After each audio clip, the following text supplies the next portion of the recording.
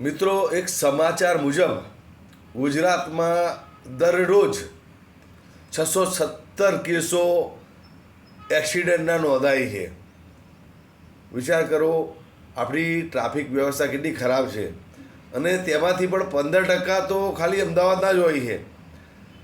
અને એનું કારણ પણ છે કે તમે જુઓ, સરકારે જે પોલીસ 4 રસ્તા પર ઊભા રાખતા હતા, ટ્રાફિક પોલીસ, તે સદંતર દરેક 4 રસ્તા પરથી હટાવી લીધા છે. અને સીસીટીવીના ભરોસે આ અમદાવાદ શહેરના લોકોને છોડી દીધા છે. હવે આના કારણે જે ગુનેગારો છે તેમને બહુ જ મોટો ફાયદો થઈ ગયો છે. ગુનેગારો શું કરવા લાગ્યા છે?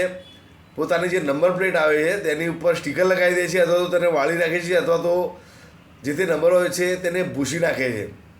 તેના કારણે તેઓ મન ફાવે તે રીતે ફાસ્ટ પોતાનું વાહન ચલાવી શકે છે.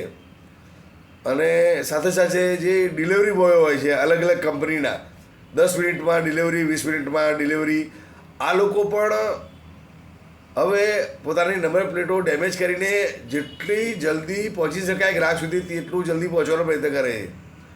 એટલે આ જે 10 મિનિટ 20 મિનિટવાળી કંપનીઓ છે તે પણ નુકસાન કરી રહી છે અને એક્સિડન્ટમાં વધારો કરી રહી છે. સાથે સાથે ટ્રાફિક પોલીસનું ના હોવું, ટ્રાફિક પોલીસ એ જે કામ કરે છે કે જે તે આવી નંબર પ્લેટો વગરની અથવા તો ડેમેજ નંબર પ્લેટવાળી વાહનો પકડી શકે છે, તેને જપ્ત કરી શકે છે. પરંતુ સીસીટીવીમાં તો તે દેખાવાનું નથી કે કોની ગાડી છે. તો ગુનેગારો બેફામ બન્યા છે અને ઘણા લોકોના જીવ જઈ રહ્યા છે.